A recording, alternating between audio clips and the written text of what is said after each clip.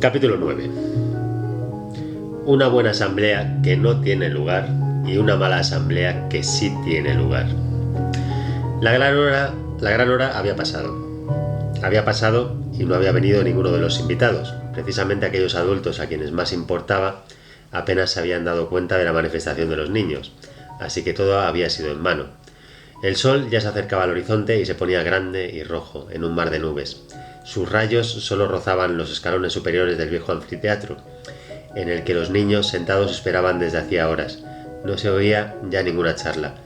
Todos estaban tristes y callados. Las sombras se alargaban con rapidez. Pronto sería de noche. Los niños empezaban a tiritar porque hacía fresco. Una campana a lo lejos sonó 8 veces. Ya no cabía duda de que todo había sido un gran fracaso. Los primeros niños se levantaron y se fueron en silencio. Otros los siguieron. Nadie decía una palabra. La decepción era demasiado grande.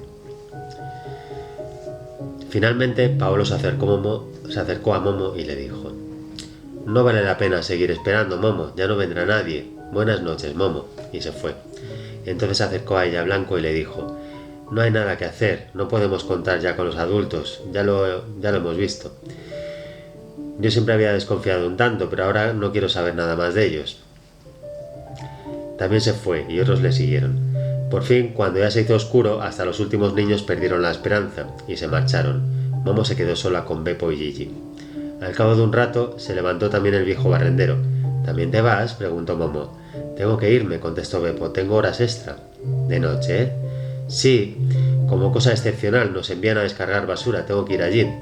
«Pero si es domingo, y además nunca antes te han hecho hacer eso». «No, pero ahora nos han mandado a hacerlo excepcionalmente, dicen, porque si no, no consiguen acabar. Falta de personal y todo eso». «Lástima», dijo Momo. «Hoy me habría gustado que te quedaras conmigo». «A mí tampoco me gusta tener que irme ahora», dijo Beppo. «Hasta mañana». Montó en su bicicleta chirriante y desapareció en la oscuridad. Gigi silbaba una melodía melancólica. Sabía silbar muy bien y Momo le escuchaba, pero de repente se interrumpió. «Si yo también tengo que irme», dijo. «Hoy es domingo y tengo que hacer un de vigilante nocturno. Te había dicho ya que esta es mi última profesión, casi se me había olvidado». Momo le miró con los ojos muy abiertos y no dijo nada. «No estés triste», continuó Gigi, «porque nuestro plan no haya salido bien, como esperábamos. De todos modos nos hemos divertido, ha sido estupendo». Como Momo seguía callando, le acarició el consolador del caballo y añadió: «No te entristezcas tanto, Momo. Mañana todo parecerá diferente. Nos inventaremos algo nuevo, otra historia, ¿vale?» «Eso no era una historia», dijo Momo en voz baja. Gigi se levantó. «Ya te entiendo, pero mañana seguiremos hablando de ello. ¿De acuerdo? Ahora tengo que irme, ya se me hace tarde. Tú deberías acostarte ya». Y se fue mientras silbaba su canción melancólica. Así que Momo se quedó sola en el gran ruedo de piedra. La noche carecía de estrellas. El cielo se había cubierto de nubes. Se levantó un viento curioso. No era fuerte, pero incesante, y de una frialdad sorprendente. Se podría decir que era un frío ceniciento. Allá lejos, delante de la gran ciudad, se alzaban los grandes vertederos. Eran verdaderas montañas de ceniza, cascotes, latas, colchones viejos, residuos de plástico, cajas de cartón y todas las otras cosas que cada día se tiran en una gran ciudad y que esperaban aquí desaparecer dentro de los grandes hornos de basuras. Hasta bien entrada la noche, ayudó Beppo, junto con sus compañeros, a sacar las paletadas de basura de los camiones, que esperaban en una larga fila, con los focos encendidos a que los descargaran. Cuantos más vaciaban, más se añadían a la cola de espera. «Daos prisa», gritaban todo el rato. «Vamos, vamos, o no acabaremos nunca». Beppo había paleteado y paleteado hasta que la camisa se le quedó pegada al cuerpo. Hacia medianoche había acabado. Como Beppo ya era viejo y no demasiado fuerte, estaba sentado agotado y sudoroso en una vieja bañera, agujereada y volcada, intentando recuperar el aliento. Beppo», gritó uno de sus compañeros. «Nosotros nos vamos a casa, ¿vienes?» «Un momento», gritó Beppo, poniéndose la mano sobre el corazón que le dolía. ¿No estás viejo?», preguntó otro. «Estoy bien», respondió Beppo. «Marchaos, yo me quedo un ratito descansando». «De acuerdo», dijeron los demás. «Buenas noches». Y se fueron. Se hizo el silencio. Solo las ratas correteaban por los escombros y silbaban de vez en cuando. Beppo se durmió con la cabeza apoyada en los brazos. No sabía cuánto tiempo había dormido, cuando de repente le despertó un golpe de aire frío. Miró a su alrededor y quedó al instante totalmente despejado.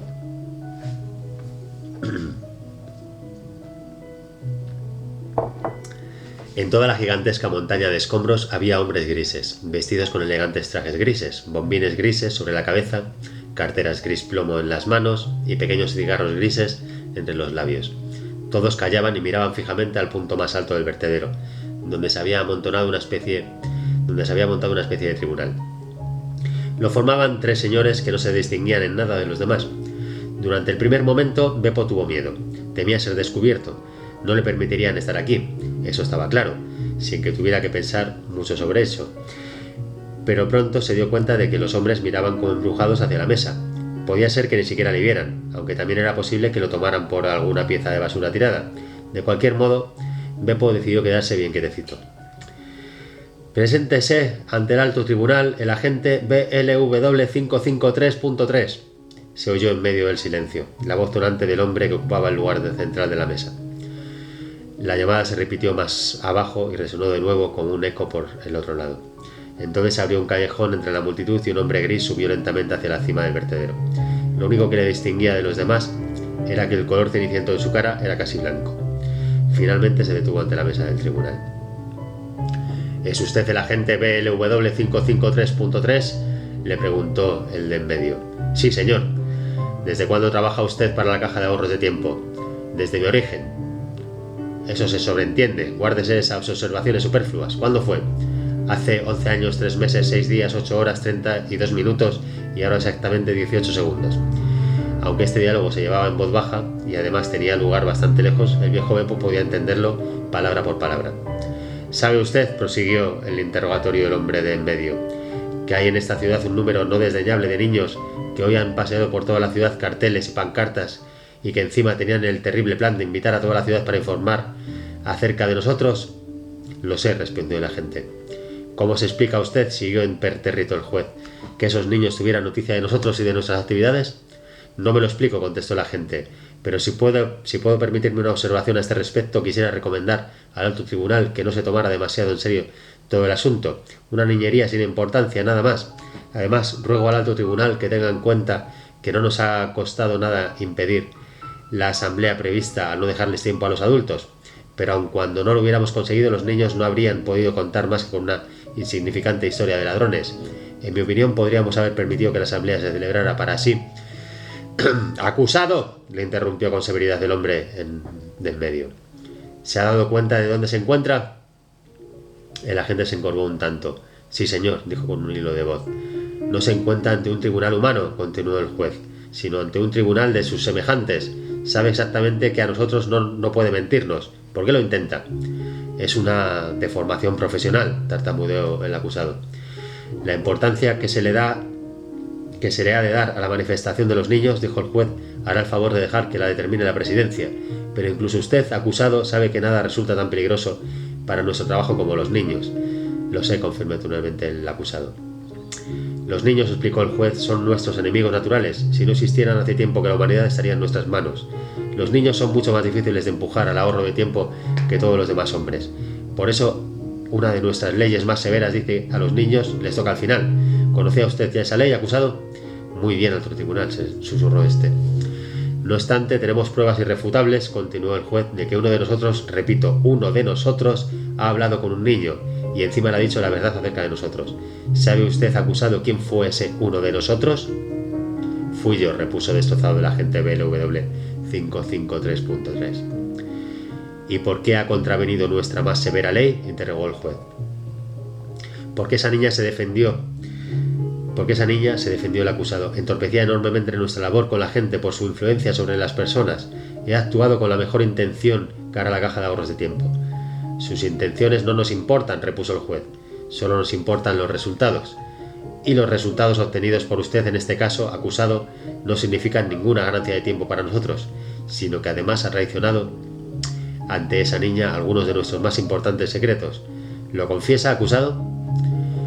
«Lo confieso», susurró el agente cabizbajo. «Así pues, ¿se reconoce culpable?» «Sí, pero ruego que el alto tribunal considere como circunstancia atenuante que quedé literalmente embrujado por el modo en que esa niña me escuchaba. Me fue sonsacado todo. Ni yo mismo puedo explicarme cómo pudo ocurrir, pero juro que así fue. Sus excusas no me interesan, no aceptamos las circunstancias atenuantes. Nuestra ley es intransigente y no permite ninguna excepción. De todos modos, nos ocuparemos atentamente de esa niña tan notable. ¿Cómo se llama? Momo. Vive en las ruinas del anfiteatro. Está bien, repuso el juez, que había apuntado todo en su libretita de notas. ¿Puede usted estar seguro, acusado, que esa niña no volverá a molestarnos? Nos ocuparemos de ello con todos los medios a nuestro alcance. Que esto le sirva de consuelo mientras pasamos de inmediato a la ejecución de la sentencia. El acusado comenzó a temblar. ¿Cuál es la sentencia?, susurró. Los tres hombres de detrás de la mesa juntaron las cabezas, murmuraron algo y asintieron. Entonces el que estaba en medio se volvió hacia el acusado y proclamó: por unanimidad, la sentencia contra el agente BLW 553.3 es: el acusado ha sido hallado culpable de alta traición. Ha confesado su culpa. Nuestra ley prescribe que, como castigo, les ha confiscado de inmediato todo su tiempo. ¡Piedad, piedad!, gritó el acusado. Pero dos hombres grises que estaban a su lado ya le habían arrancado la cartera plomiza y el pequeño cigarro. Entonces ocurrió algo sorprendente. En el mismo momento en que el acusado se vio sin cigarro, comenzó a volverse más y más transparente. También sus gritos se volvieron más apagados. Ahí estaba, tapándose la cara con las manos mientras se disolvía literalmente en la nada. Al final era como si el viento hiciera revolotear sus cenizas, hasta que también éstas desaparecieron. Los hombres grises se fueron en silencio, los que habían mirado la escena y los que habían juzgado. Se los tragó la oscuridad, y solo el viento gris silbaba sobre el vertedero desierto. Beppo Barrendero seguía sentado inmóvil en su lugar y miraba hacia el sitio donde había desaparecido el acusado. Le parecía que se había congelado y comenzaba a deshelarse en ese momento. Ahora sabía por experiencia propia que los hombres grises existían. Hacia la misma hora, el campanario lejano había tocado las 12. La pequeña Momo seguía sentado en los escalones de piedra de las ruinas. Esperaba. No habría podido decir qué, pero de algún modo sentía que debía esperar. De modo que hasta entonces no había podido decidirse a acostarse. De repente sintió que algo le tocaba su pie descalzo. Se inclinó hacia adelante, porque era muy oscuro, y vio una gran tortuga que le miraba con la cabeza levantada y una boca extrañamente sonriente. Sus inteligentes ojos negros brillaban con tal amabilidad como si de un momento a otro fuera a comenzar a hablar. Momo se inclinó hacia ella y le rascó la barbilla. «Hola, ¿quién eres tú?», preguntó en voz baja. «Es muy amable que tú por lo menos vengas a visitarme, tortuga. ¿Qué quieres?». Momo no sabía si es que al principio no se había dado cuenta o si no empezaba a hacerse visible hasta aquel momento, pero el caso es que de pronto empezó a relucir en la tortuga unas letras que parecían salir del dibujo del caparazón. «Ven», deletreó Momo con dificultad. Sorprendida se irguió. «¿Te refieres a mí?». Pero la tortuga ya había empezado a moverse. Al cabo de unos pasos se detuvo y se volvió a mirar a la niña. «Sí que se refiere a mí», se dijo Momo. Se levantó y comenzó a caminar tras el animal. «Ve», dijo en voz baja, «yo te sigo». Pasito a pasito fue siguiendo la tortuga, que la sacó lentamente, muy lentamente, del ruido de piedra, y tomó la dirección de la gran ciudad.